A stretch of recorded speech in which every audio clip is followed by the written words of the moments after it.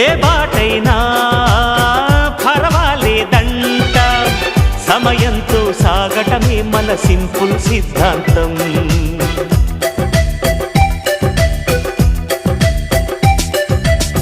చిరుగాలికి పరిమళమిచ్చే సిరిమల్లెల వనమై ఉందాం, గగనాన్ని నేలను కలిపే హరివిల్లుల బంతెన అవుదాం. ఆనందం అంటే అర్థం మనమందా, ప్రతి పూట పాటై సాగే హుషారు సరిగమలో. ఎన్నో ఎన్నో రాగాలుండే సంగీతం కాదా, చల్లకి నవ్వుల కేరింత.